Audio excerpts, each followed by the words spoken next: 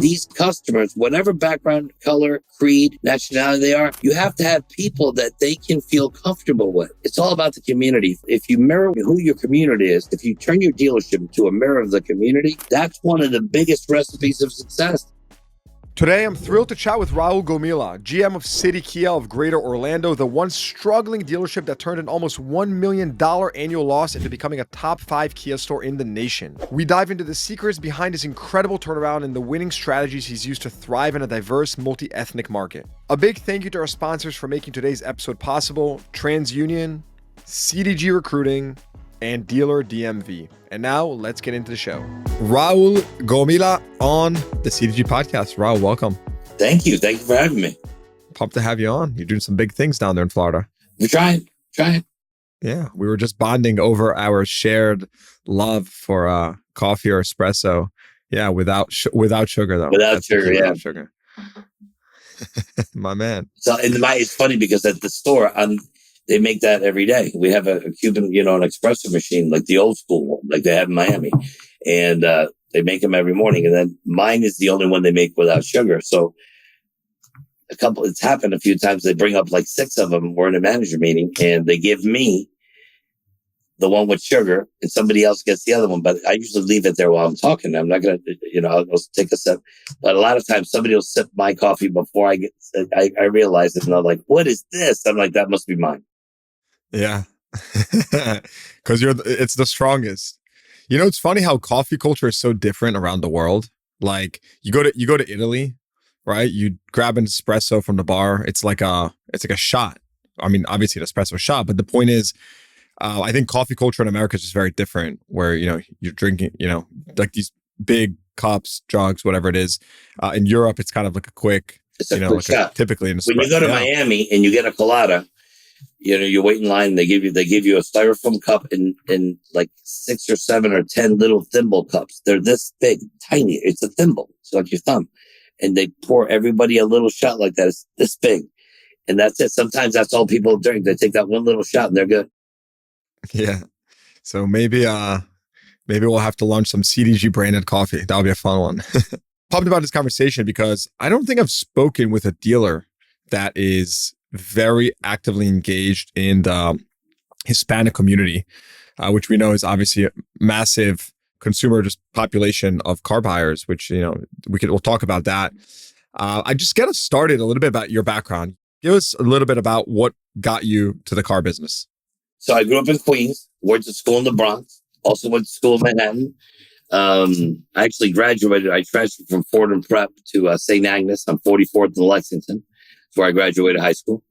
And then I went to Fordham U, and I was working at Merrill Lynch. I was in their printing company. I was going to school, and I was trying to dabble in real estate. I took all these seminars, how to buy houses with no money down and all that. People thought I was crazy. And it happened. I got my first deal. I went to a guy, backed me up, a realtor. And then I did really well, really fast. And I was very young. And in 1987, the crash came, Black Monday. Real estate came to a complete halt in New York. Everything changed. My dad, who had been a political prisoner in Cuba, had already immigrated to the United States and had opened his first small shop in Miami. And he was about to open a big tire shop, doing all kinds of heavy repairs, doing a lot of fleet stuff. And so when that happened, I sold my Corvette, bought a Volkswagen Jetta, packed it up, and moved to Florida and started a new life. I went to help my dad for a while. And that's when I started dabbling in computers and selling computers and other electronics and microchips, and started my own network. And I spent a lot of time in Colombia, Venezuela, Jamaica. We had a warehouse in Jamaica where I would knock down electronics and rebuild them and sell them in the mall there. So I was involved in that type of business. At the same time, working on a Nintendo idea I had, and we invented a Nintendo game called Action 52. That's a story for another time. And that was in my 20s when all this happened. So, between the ages of like 22 to 32 was a blur, right? I was everywhere, and it was, met a lot of interesting people, and I've been blessed. I mean, when I look back at my life, I've been exposed to some incredibly brilliant, kind, some fierce people that I learned a lot from. You know, the car business has this reputation where it's either like a pit stop before you go do what you are really going to do, or it's like, many rejects, right? Like people that couldn't make it in, white collar jobs or whatever. What I'm finding, this has been incredibly interesting for me over the last couple of months specifically. I've just been speaking with lots of dealers that all had options or, or do not fit this kind of profile at all. And I think it's fascinating. Like I just had Vince Sheehy on the podcast. He was he's dealer principal of Sheehy Auto Group. He was in the consumer packaged goods space, right? He was like a University of Pennsylvania MBA. I mean, just really interesting how all these different walks of life people end up in the car business. I'm curious from your perspective. You're a creative person, and I say that based on the fact that you just told me, right? You were involved in creation of a video game. You went overseas, sold electronics, right? Like your head is you're clearly creative. I mean, that's just not what the average person does who maybe goes to get a 9-to-5 job. How has that impacted your time in the car business, right? Whether it be the learnings or just that type of upbringing in your 20s and early 30s, how has that impacted what you do today in the car business? That's a great question. So tremendous impact. No matter what I was doing at a certain point in my life, and as I said before, nothing was automotive related, nothing. The experiences and things that I saw and learned, like I said, from a lot of the people that I was dealing with in a different type of, in different types of situation, whether it was electronics, real estate, brokering a chip deal, $100,000 chip deal, which was a big deal back then. In the 80s, $100,000 was, a big order. And I had a couple of customers that when I was selling hardware, I could fill a cargo plane to Colombia, and I had distribution services for that. But everything I think I've done since I was young, or the people that I've met, great teachers also. I had some great professors and teachers. I have a fascination of people. So when I find somebody interesting, I listen. Yeah, I talk all the time. I'm in meetings and, do seminars and all the stuff that we do. But when I'm around people that I see wisdom, I feel it. I like to listen. But I think everything that I did prepared me to be more effective at what I do today. And I've been doing for over 30 years. All right. So Raul, what got you into the car business? Actually, it wasn't a pretty story. So I was winding down my computer sales. I was winding down the company that I was wholesaling a lot of computers to. I still had a couple of 4 or 5 big customers, but it was the volume was a little less. There was a lot more competition in the space at that time. I was still doing all right. Then I had a tragic event in my life. I was raised by my grandparents and my mom. My dad was a political prisoner in Cuba, and I didn't meet him until I was 17 years old. So I was raised by my grandparents. We had a house in Miami, and we had a big barbecue one day. And I went to drop off my girlfriend. And that night, my grandmother drowned in the pool. And I'm the one that found her. My grandfather had gone to bed. He didn't realize, he thought she was sleeping. They slept in separate rooms. So I get home, I couldn't find her. And unfortunately, I found her at the bottom of the pool. And it was a really traumatic experience for anybody. And it was horrible. But so I went off the grid for a minute. And I was just, I was mad at life, And at that moment, about a month after, maybe 6 weeks after, a friend of mine calls me who was a manager at a Toyota store in Miami. And we've been friends for years. And he would always joke with me that I can close anybody. Why don't I get in the car business? I had no interest in it. And one weekend he calls me, he goes, listen, I'm doing a big sale. All I need you to do is look good and talk to people and slow them down so we can close them. So I didn't want to do it. And I did. I shaved. I had grown a beard, like a rough beard at that time. I let myself go. My hair was long. So, he picked me up at 6 a.m. on that Saturday, that fateful day. Takes me to the Toyota store, introduced me to everybody at the sales meeting. And then, I started talking to people. And that was it. I got bit by the snake. And then it started that way. And then they offered me a job. And I said, all right, let's try this. And that's it. I never looked back. So it was a very strange way to start a career for the reason, but it was exactly what my soul needed. Because instead of being depressed about the death of my grandmother and how it happened and all that situation, I was too tired to worry about it. I was working. I would leave at 6 and I get home at 11 o'clock at night. So it was it helped me in so many ways. And then it was like peanut butter and jelly. It was on. Talk to me a little bit about, I want to get to the point because you acquired an underperforming store a couple of years back. Can you just give us like a quick preview, leading up to that point? How did you get there, right? From someone that was never in the car business to, well under a decade being in a position to acquire a store, go into ownership. Just give us that, explain how did you do that? Well, I started working my way up, and I had, like I said, I've been blessed I had great mentors. I mean, back then it was Mr. Evans, at an auto group that was in Miami that sold to AutoNation at one point. We had Nissan and Mercedes, and I started climbing up, became a closer, a finance manager, sales manager, general sales manager of one store, then the other one, then the used car director for the Mercedes-Benz store. And then after they sold to Auto, I went to the West Coast. That's when I started with Hyundai at O'Brien. We had a big auto mall there. It was amazing. I kept learning more and more and more, and I kept, working my way up. And then I worked for Don Jenkins, who was another great mentor of mine. And then I met Rick and Rita Case, and that was a whole nother beginning of my life. I mean, the great mentors, great human beings, amazing. Rick will be missed forever. So I've been blessed. Like I said earlier, I've had great exposure to incredible dynamic people.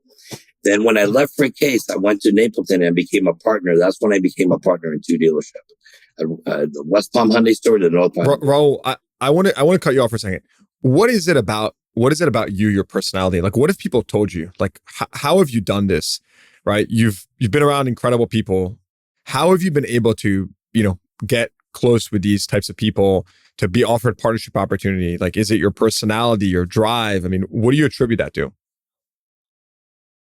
It starts with your personality, your chemistry, your makeup. A car guy has all these things. Most good car guys we share a lot of personality traits.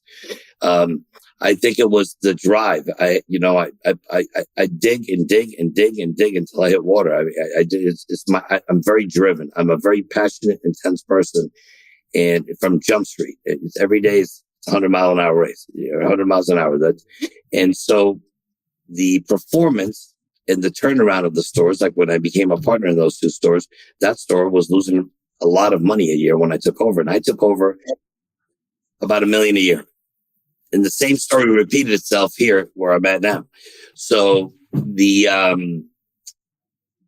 want to talk about a tough time. I took that store when I left for Case. When I went to Napleton, that was March of 2008.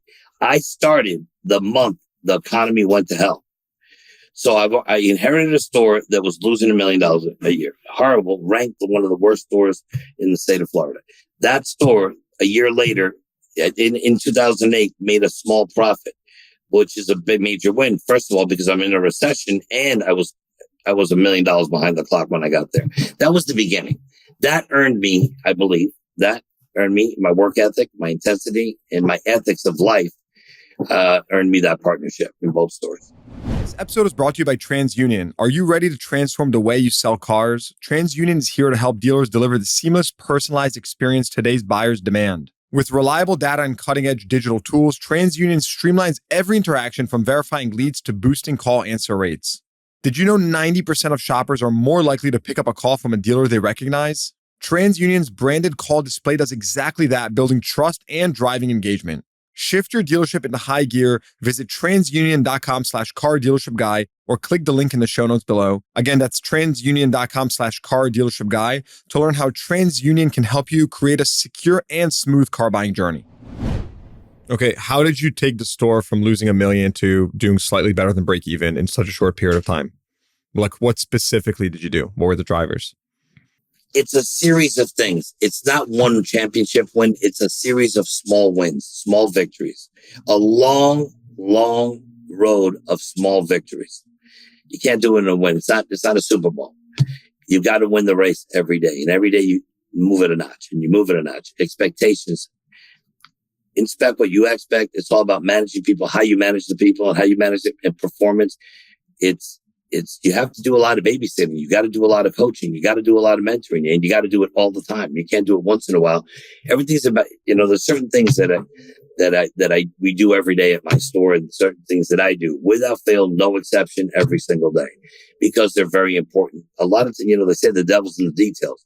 It's all the small things that have to happen, and it's all the small things that you got to put together to make the big win consistently.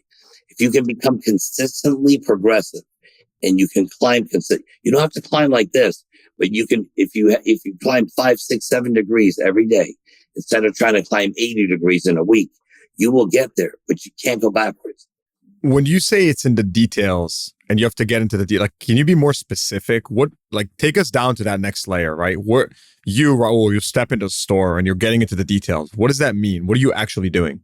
Well, the first thing I do when I take over a store is I observe.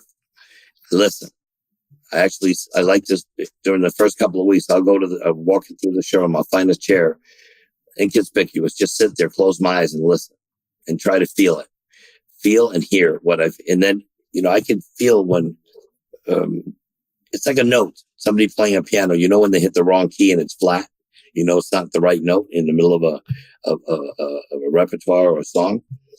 It's the same thing in a dealership. Every dealership has a vibe, and we'll get into culture later. But that vibe usually guides me and tells me and shows me where the cracks are. And there's always going to be cracks, because when they hire somebody like me, it's because there's cracks there. That's what I did for a long time. After I left West Palm Beach, I traveled to North Carolina and Georgia, Brandon, Florida, and I was taking on projects of stores that were in big trouble, that needed somebody to fix them, to turn them around so they could sell them or move on. So I did that for a few years before I came here. That gets old, because it's when you start firing, you got to fire sometimes 30, 40 people because of ethics violation, because the way they're treating customers, bad business practices, unethical business practices. My job is to find the problem, gut it, and clean it. So I did that for a long time.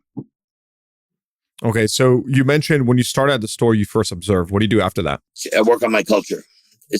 I work on my culture with the people that I have. I find out what the talent level is. Sometimes, and I'll give you an example. In my earlier years, back at the Rick Case days and Naval days, I had a team that I had developed for many years that we worked together. And when I moved from one store to the other, a big chunk of my team went with me. So it was, everybody knew their play. My finance, everybody knew their position. It wasn't like, we were just playing in a different building, but everybody knows what's got to happen. They know what I want. They know what I expect. Now we got to make it happen.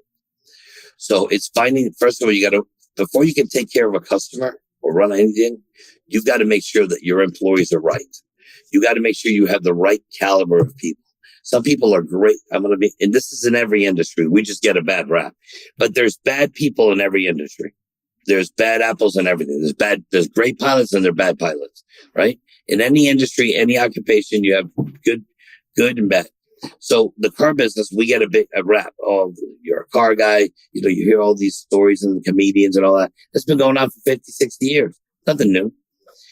But we have the ability, and we have to, every responsible operator.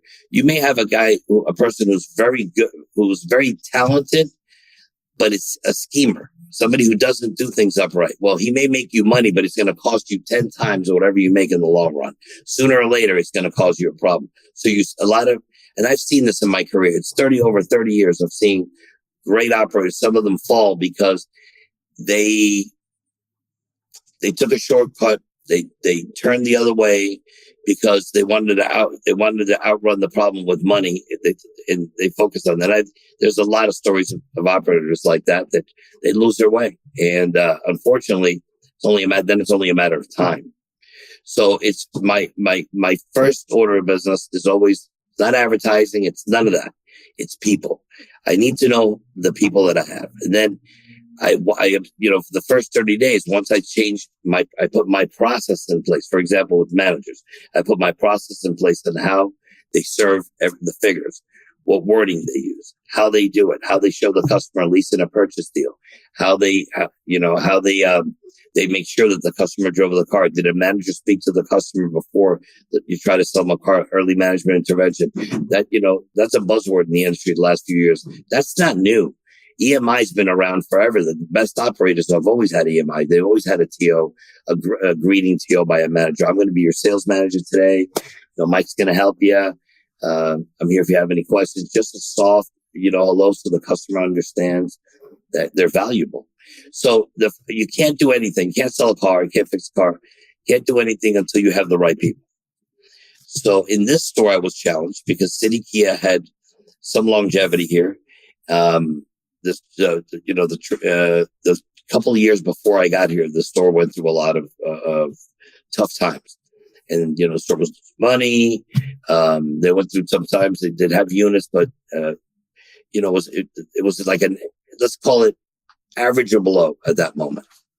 And I realized when I came alone here, I walked in the building alone. I didn't bring a team. I didn't bring a bus full of people or a right-hand guy. It's just me. I just showed up.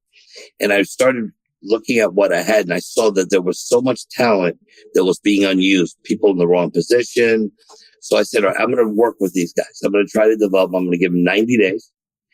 And, that's my mindset. Within 90 days, the cream is going to rise to the top or it's going to sink to the bottom. And I was fortunate that they were able to embrace my culture and learn from it. And we've grown ever since. So first of all, comment, I think you were talking about short-sighted people in the industry. I think in life in general, I've sort of come to believe that everything has to do with a person's time horizon. All the decisions you make, right? Whether to invest now, relationships, decisions you make at work, it always comes down to time horizon, right? That salesperson that maybe does something that is not compliant or unethical, and then the dealer that obviously gets upset because it's their name on that sign or at the building. It all comes down to time horizon. They have a shorter time horizon. They want to get that, they want that hit right now, right? They're not thinking long term. And so I've always asked myself, how do you align incentives over a long time horizon to get people to do the right thing, right? And obviously that works in your favor, economically, because at the end of the day, you're able to flourish for a longer period of time and not have to deal with BS. Tell me a little bit about, you mentioned like your values, your culture. What are like the top 3 most important values for you? Because again, it's clear that there's a lot of culture building that you do when you go into an underperforming store, right? But if someone had to distill Raul in like 3 words culturally, what do you put an emphasis on? I want to win, but I want to win the right way. I don't want a hollow victory. If we win, that's because we deserve to win. Winning the right way. And go back to the ethical situation. It's black or white. There cannot be. I can't work in the gray area. When you get in the gray is where you get in trouble. And you have to lead that way. And everybody has to believe in it. Everybody understands it. No, we don't, that somebody else may do that. You get a customer comes in here, oh, this dealership was going to do that for me. That's great. We can't do that. That's, first of all, it's not good for you. And it can hurt you in the long run. And if that's what you want to do, I can't help you. You got to buy the car there. Little things like that are going to happen all the time. And it's just black or white. There's no exceptions. There is no exception. Tell me a little bit more about your operations. Do you do anything? We'll get into social media soon, so I don't want to jump to that yet because you do that. I think you do a phenomenal job there, and I want to ask you more about that. But do you do anything else creatively, or would you say differently than most dealerships? It doesn't have to be something fancy. It could be something simple. I'm just curious if there's anything that's unique or distinct about the way you operate. All right, at the dealership space, yeah, we do a lot of things that set us apart.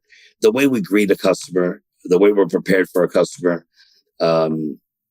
I take great pride in making sure that if if you took the time to talk to one of my BDC employees, team members, and you make an appointment, and you took the time to work with this person for 20 minutes, made an appointment, showed up to that appointment, that experience has to be incredible. And this is not a new concept. This has been forever. There's some operators, like I can go back to Rick Case was probably the best organization that I ever seen doing that. And that was way back when. That was in 06. So that was why. And why was he the best? When it came to that, it was real. It was it was the customer has to feel like they want to live. They want to hang out here. This is where they want to be. The way the customer was greeted and we were trained on making sure that customer felt special, that we didn't start all over again. So I was a general manager then, but I always learned from great operators, and I took that with me through my career, and I kept investing in it. And so at City Kia, our slogan is home of the best guest experience. City Kia. So when someone comes in and they have an appointment, they're greeted multiple times. Then their agent comes up. They go over the notes to make sure that they don't starting from scratch. They were expecting you to bring and then if you walk in without an appointment, you get a really great welcoming. Also, a little different because we don't know each other, but we get through that pretty quickly. But the way I think how you start something when they walk through the front door, the receptionists are all trained. They get trained weekly by my BDC manager on how to talk to how to overcome something with a question with a customer. So they're all outgoing, they're friendly, and when people come to City Kia, they feel that the whole team is trying to help them, and that's something that goes so far. And you can't buy it; you got to create it. Sometimes you can order a trainer to come in and to train you for a week, and then they leave, and all of a sudden, your whole story is completely changed. That's not how it works. You can get a great trainer, but it's up to the general manager and the manager of the store and every team member to reinforce that feeling, that special electricity. Because if you walk into City Kia, it's very different than 9 out of 10 dealerships. The energy level here is really, really high. And we do a lot of celebrating here. This episode is brought to you by Dealer DMV. In today's climate, you probably find your dealership selling more and more vehicles out of state. More sales, always a good thing, but then comes time to title and register, and everyone knows out-of-state titling is a major headache. It doesn't have to be this way. Our friends at Dealer DMV have created a program called Dealer 50, a revolutionary approach to 50-state titling. With Dealer 50, your dealership now has 24/7 portal access to calculations, pre-filled forms, checklists, inquiries, plus white glove processing and specialist support. You can even acquire duplicate titles in all 50 states directly through the Dealer 50 platform. And the best part, it's DMS integrated. Visit dealer50.com, that's DLR50.com to learn more about this game-changing solution from Dealer DMV, or click the link in the show notes below. All right, Raul, I want to do something different. I haven't done this before, but I want to call your dealership right now. Which City Kia are you? I'm Googling right now. Are you City Kia of Greater Orlando? All right, let's do this. Let's see what the experience is all about.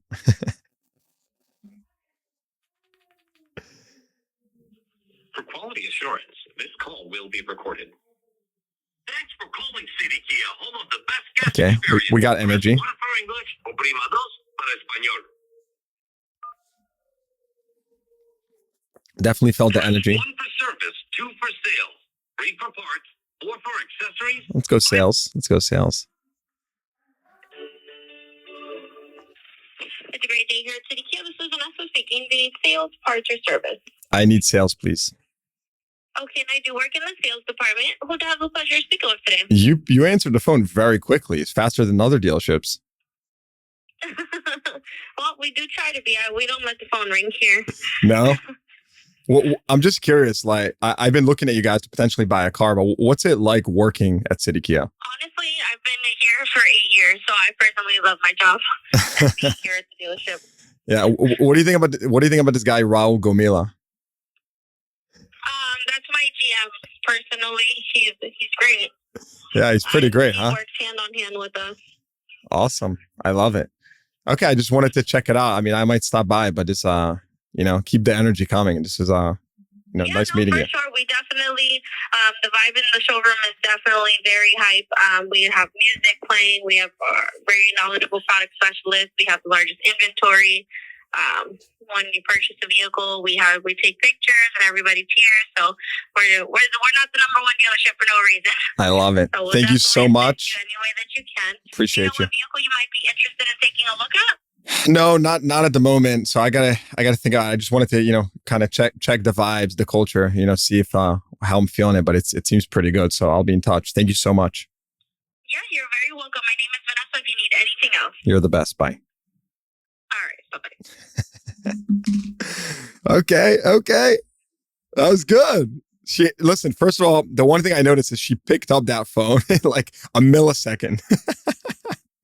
Yeah, I love it. Good work. Thank you. She's been here a long time. They, it's now that you just made that call, that department is on the second floor. All the phone agents are on the second floor. But they are so in tune with the salespeople and the managers. Even in service, we don't have 5 teams at City Kia. It's one team. Service, parts, sales, BDC is one team. They all work together. And let's say you asked her for a car. She'd start, and she's very good. She'd find a couple of vehicles for you.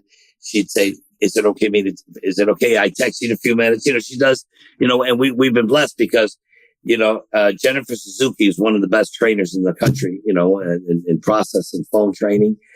Jennifer has been a friend of mine for a long time, and she does boot camps with them every week.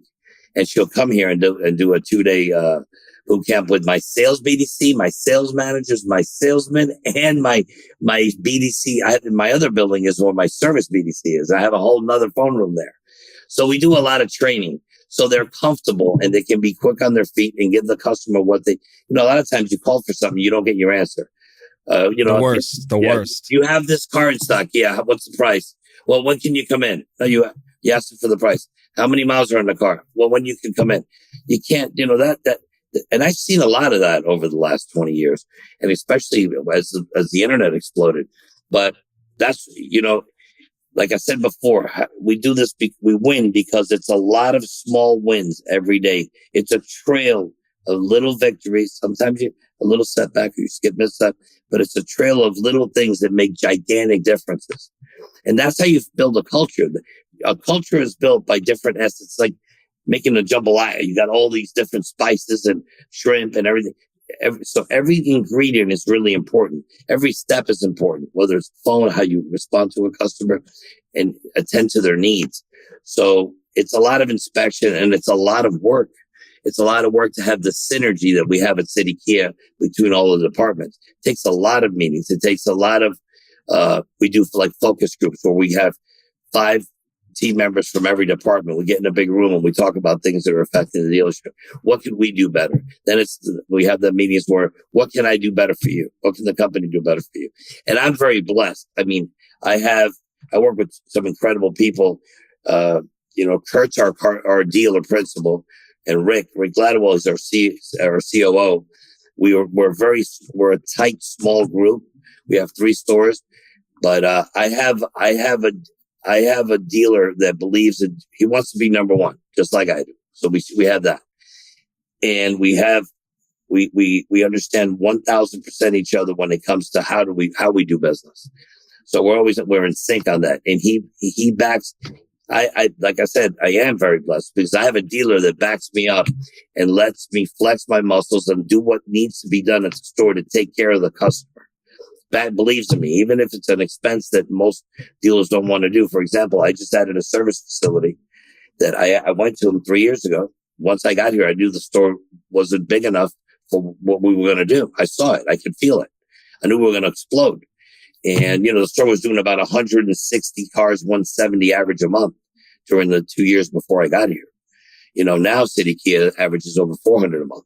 So it's a whole different world. So we spent $5 million to build a brand new Recon Center that's a mile from here because we have no space. I have a tiny lot. And that was a huge investment, but we did it. He believed in me and he said, let's go, let's do it. And now City Kia has the largest capacity service department in the United States. When you say Recon Center, is it for the purposes of reconditioning used vehicles, or is it also retail service for customers? The customer doesn't go there. The cars go there. All my heavy repairs, warranty repair, big warranty repairs, engines, trannies, anything that's heavy lifting, my master technicians are housed there. And then City Kia is like an express center. So I have my maintenance, some maintenance is done here. Quick maintenance is done here, and quick services are done here. And all the heavy lifting, the vehicles are taken over there.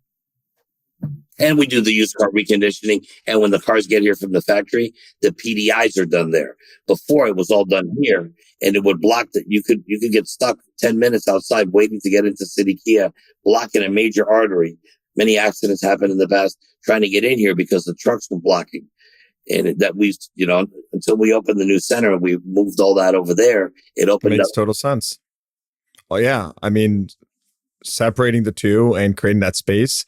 I've experienced with that as well. I mean, that's how we operated through a centralized reconditioning center. So very effective. How did you model that? Like, did you go, Carvana style, one big warehouse, or what style did you model the reconditioning center on? Well, first, the hardest part was to find a location of an available property. There was a metal fabricator that had been in business since the 60s that built all the metal fabrication for Disney and Universal, all the parts. So any metal structure, he would build it.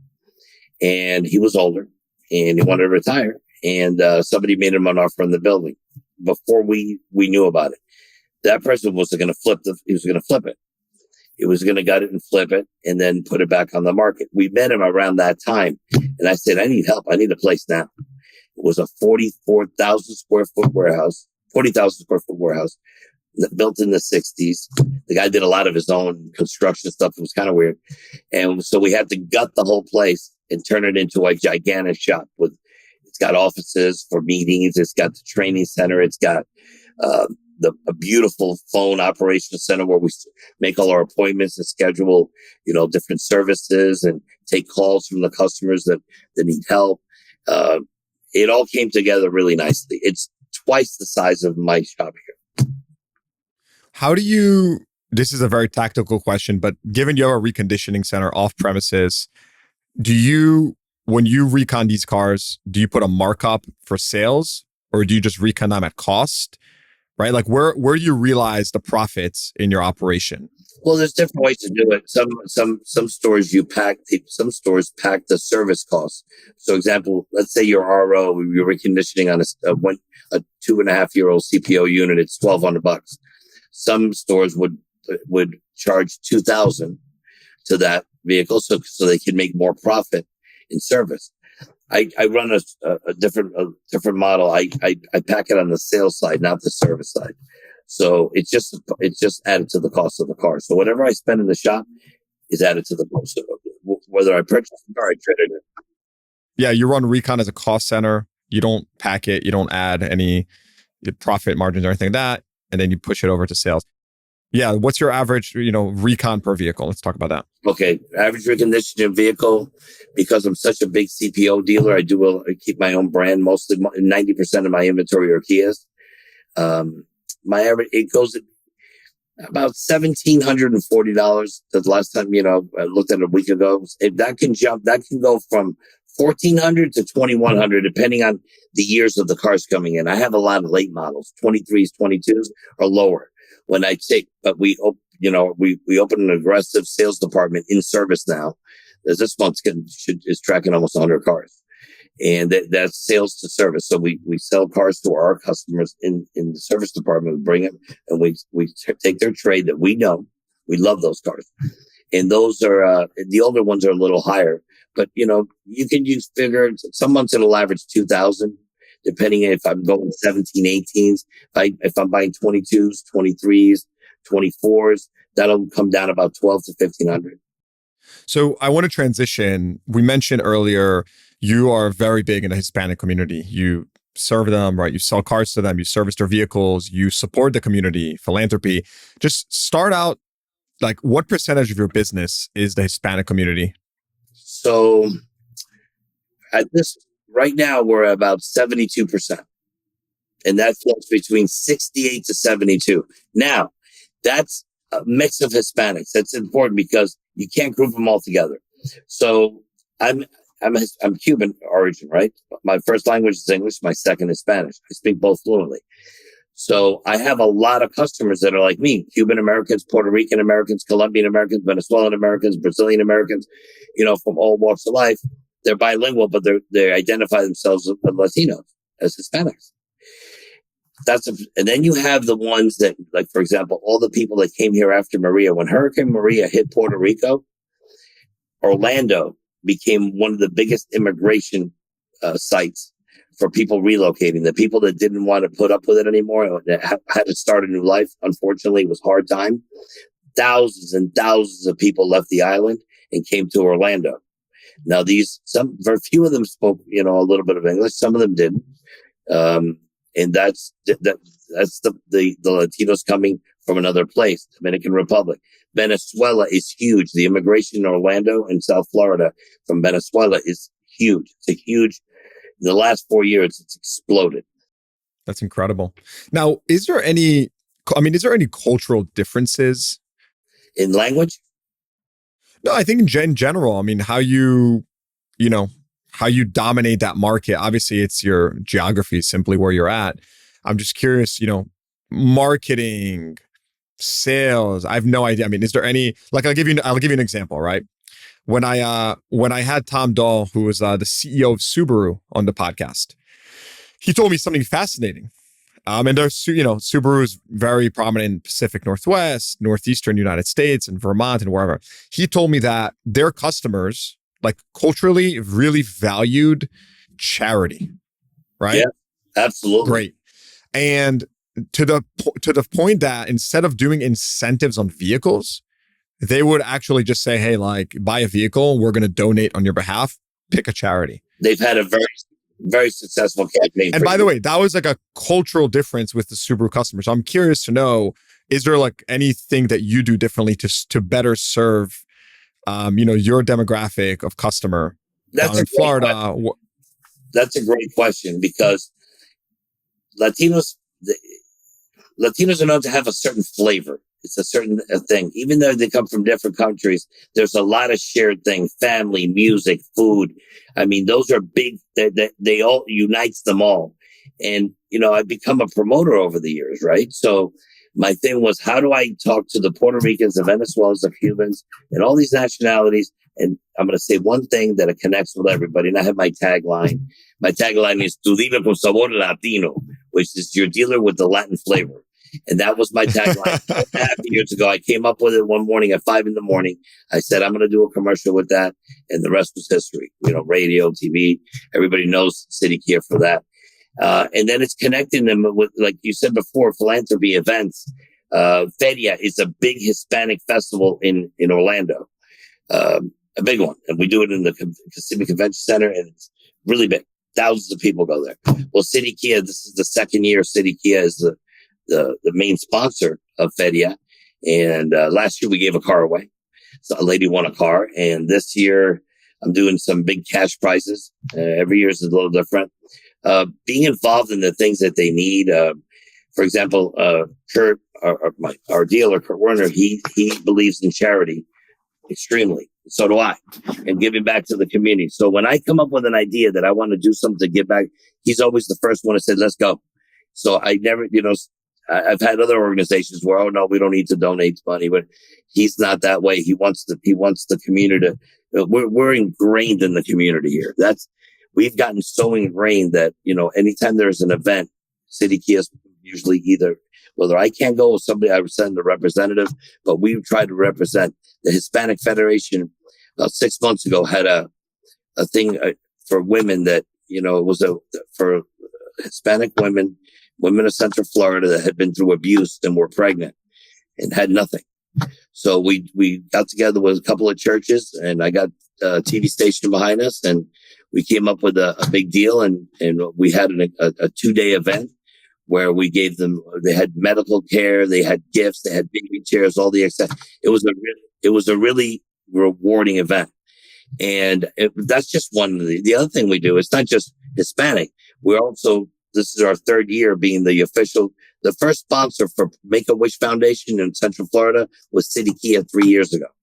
Since then, we just did it again. We're the official sponsor for the Make-A-Wish Foundation.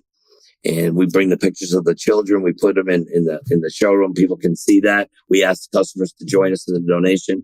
So we try giving back to the community, being great in the community. And then with the Latinos, it was using different, music. We wrote a song based on the old Casey and the Sunshine Band "Shake Your Booty" song.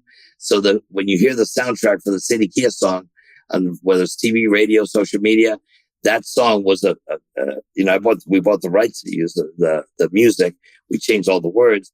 That's where we get the vibe for the City Kia song. We're also working on a salsa version of it, of like a salsa music version of it. Where does this creativity come from? Is this from you?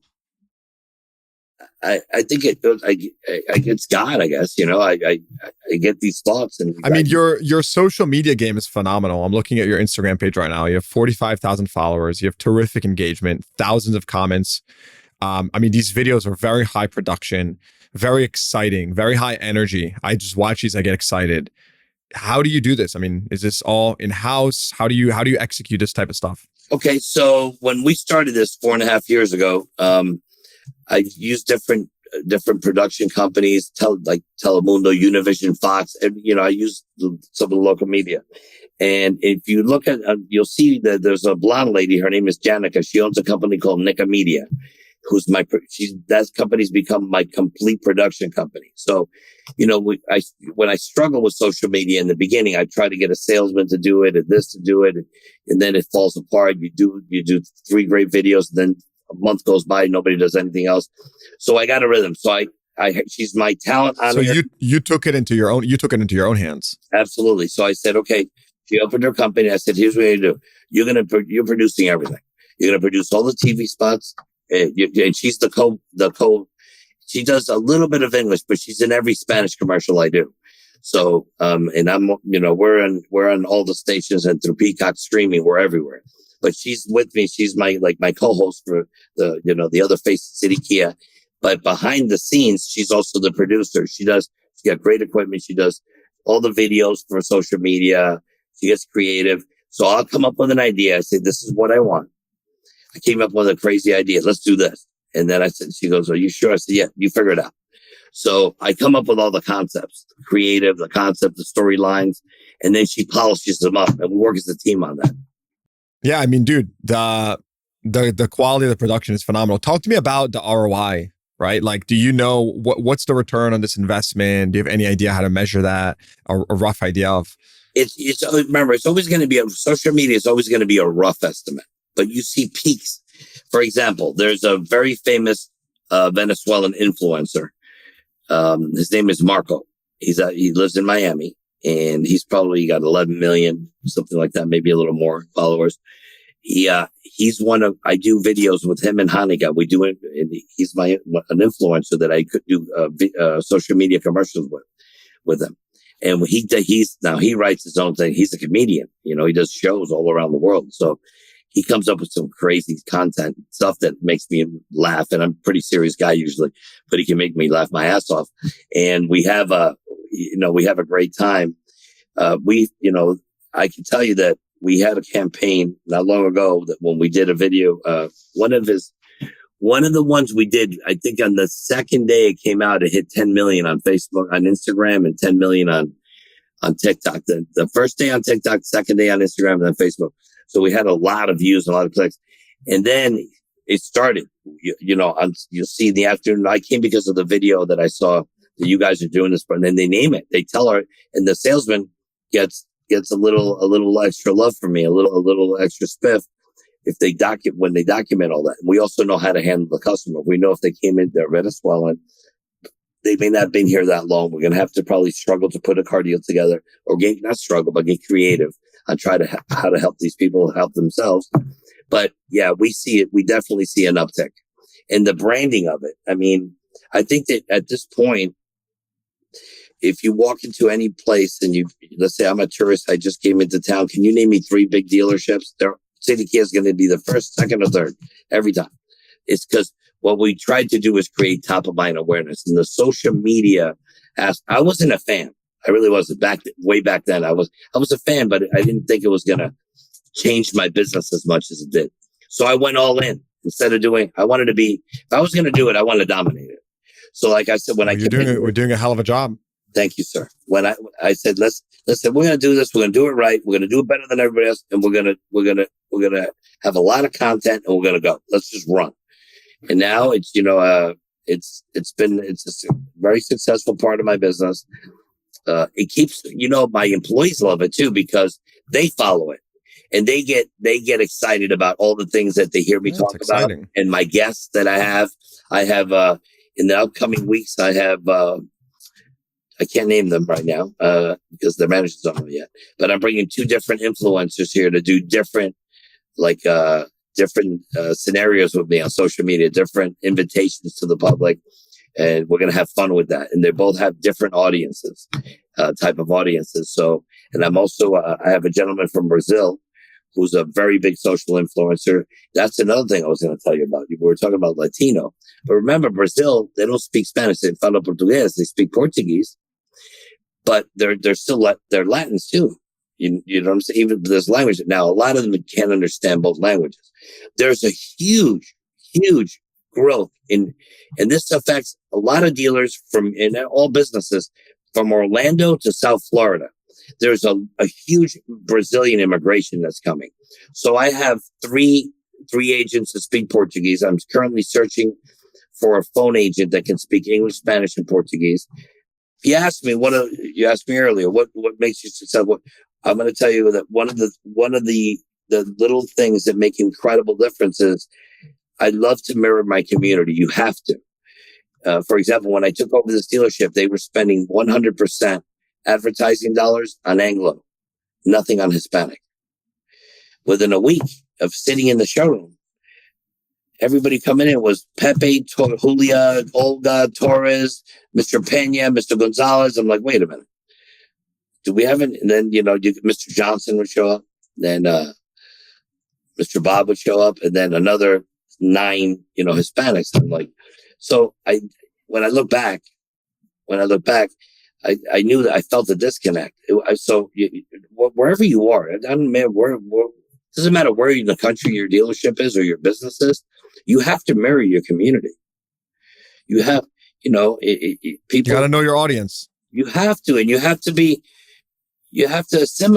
assimilated with them almost. So you have to have representation at your dealership that these customers, whatever background, color, creed, nationality they are, you have to have people that they can feel comfortable with. It's all about the community. If you mirror who your community is, if you turn your dealership into a mirror of the community, that's one of the biggest recipes of success, because they feel comfortable. They know they're being understood, and they know that their values are being and their ethics and what their dreams and what they want are a shared connection.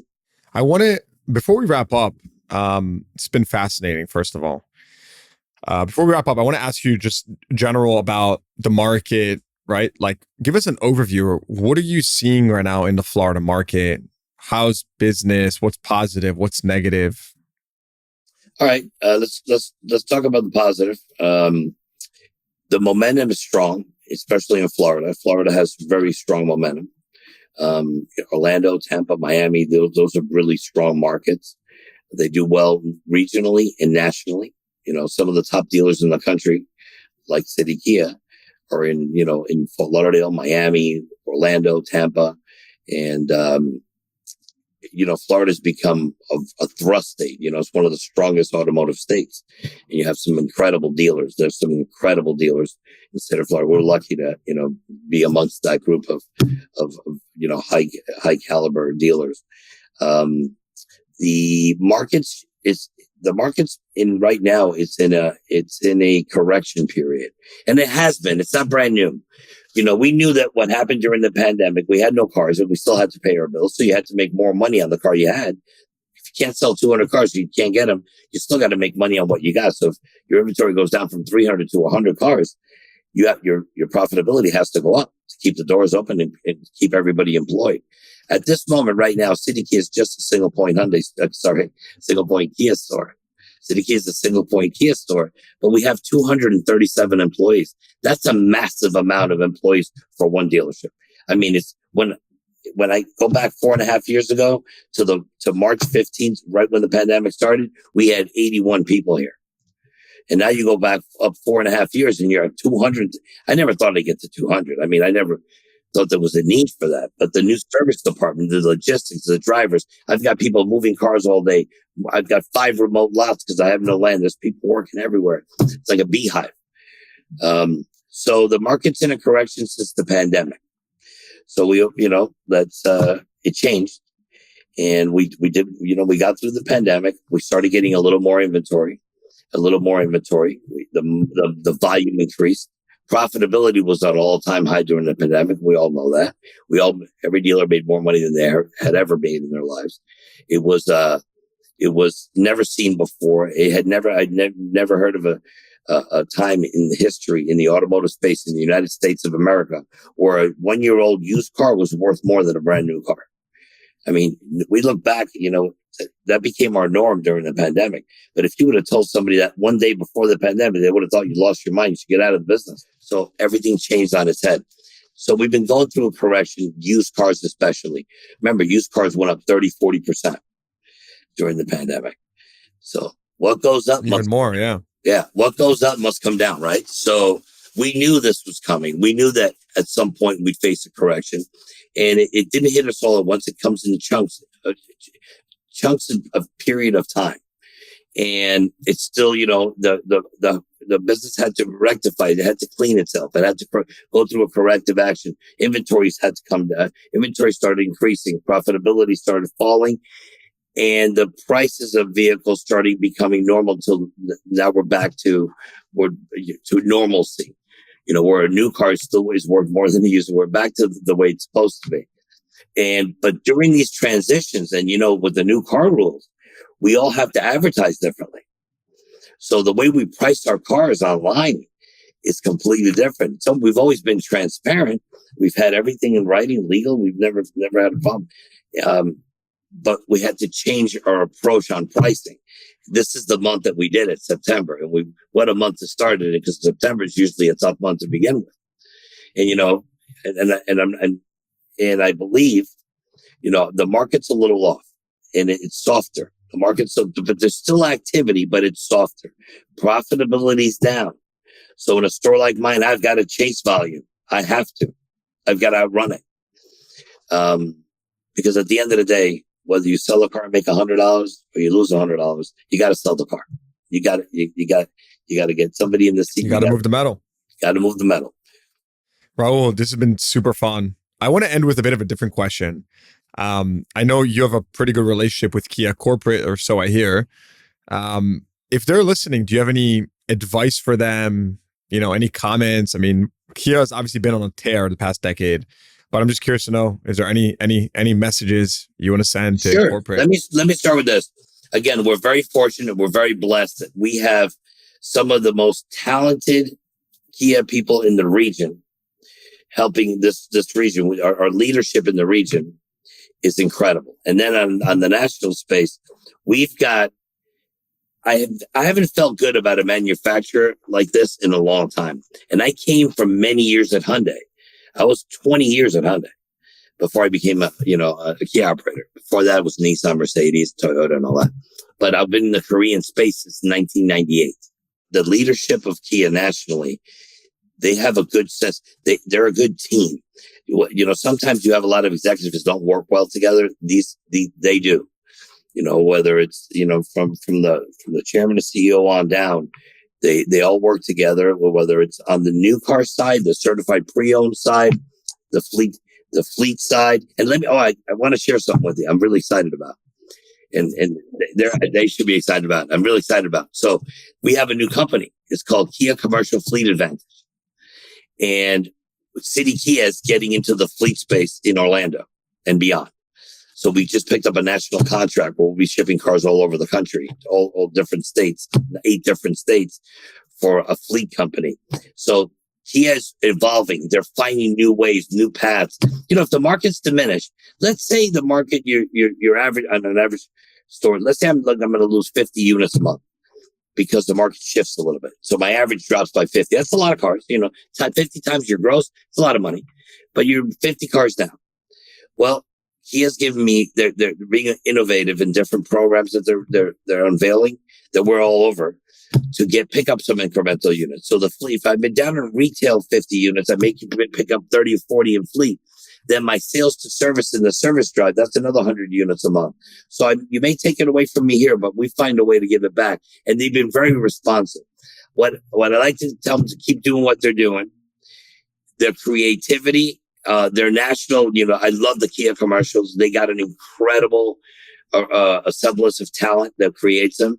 They're not boring. They're all engaging. There's some that you'll never forget. I mean, during Christmas time, I think they showed it on I can't remember, was it the Super Bowl they showed that commercial with a little girl. They go to a lake house with a grandfather as he's in a wheelchair, and the little girl, they light up the lake and she figure skates for her grandfather looking out the window. The music touching just things that pull your heartstrings. So I think they've connected. They're connected. We're connected with America. I think America believes in Kia. So I'm grateful for the leadership team we have. And I get to, I'm excited because about around the beginning of October, they're all coming here to the Kia Center in Orlando to do a grassroots meeting. So I get to see them, unless I go to this year. I've been to California twice to headquarters, had two different venues, two different agendas at Kia headquarters. I had never been there. And this year I've been there in 5 months. I was there twice working on different projects. They get feedback from some dealers. So they'll invite some dealers to do a think tank at the factory, at the headquarters, at Kia headquarters with dealership operators and factory personnel in a room. And you're there for a couple of days working on different ideas. And so they see what we feel, what our concerns are. Most manufacturers don't do that. And Kia's evolving very fast in developing new streams of income and new offers that we can help our community with. So it seems like you're pretty pleased. I am. To say the least. I love the product. I love the support. So far, so good. One back. I got to be careful, Mike. Well, dude, this has been amazing. As we wrap up, any closing thoughts? No, this is very interesting. I again, thank you for inviting me on your podcast. This is fun to be a part of this because I've seen how much you've grown, right? And I think it's neat. I love what you do. Right? I love what you do. And there's a lot of us that need sometimes to hear something that we can understand backwards and forwards. And it takes us away from what we're doing right now, but it's another thought, somebody else's perception. Maybe you get, maybe in your podcast in 2 minutes, there's a 2-minute part of your podcast that stops me and said, wait a minute, how come you didn't think of that? Wait a second. That's called research. I'm going to take that. I'm going to write it down. That's research. I'm going to use that because that guy's got it going on. And I love learning from successful people. I always will. I love it. Yeah, that's the goal, right? It's to kind of share that knowledge and to get into those really intimate conversations. So I think we have to, all of us, be mindful of the people coming up behind us. As we get older, like me, I may want to do this for another 10 years. I don't know. But the younger guys that I'm developing, coaching, mentoring every day is making sure that they're on the right path. You change. One thing I loved about the car business, you could take a young man or a young lady that comes from a tough background, not very good, economic resources, and you change 3 generations. When you work with somebody and develop that person and they believe in themselves and believe in what you do and they become professionals in the automotive business, you just change 3 generations of life because their life's better. Their kids are going to be better. Their grandkids are going to be even better. And that's a thing that I take great pride in. That starts with my employees, though. I want to make sure that my employees are going to have a better life than their parents had. And they can provide a better life to their children. And when you believe that and you put that front and center, it goes a long way. And people, it's having real empathy and real care about people. Raul Gomila, Thanks for coming on. This has been amazing. Thank you. One of the craziest things about the Car Dealership Guy platform is our direct access to literally thousands of dealership and automotive employees. So naturally, I often hear this question: CDG, can you use your network to help me fill an open role at my company? Well, now I can. Building on the success of my free industry job board, I'm proud to launch CDG Recruiting, a more hands-on white glove automotive recruiting service. Whether you're looking to fill roles in dealership management, C-suite, F&I, fixed ops, auto tech, SaaS, we take the hassle out of hiring by doing the heavy lifting for you. And here's the best part: we vet and screen thousands of candidates so you don't have to. And with our placement guarantee, hiring through CDG Recruiting is 100% worry-free. Our team has decades of experience and has successfully placed over 1,000 roles in the automotive industry. So if you're ready to find your next rockstar employee, try CDG Recruiting today by visiting cdgrecruiting.com or clicking the link in the show notes below. Again, that's cdgrecruiting.com. All right. Hope you enjoyed that episode. Please give the podcast a rating, consider subscribing to the show, and check the show notes for links to what we talked about. Thanks for tuning in. I'll see you guys next time.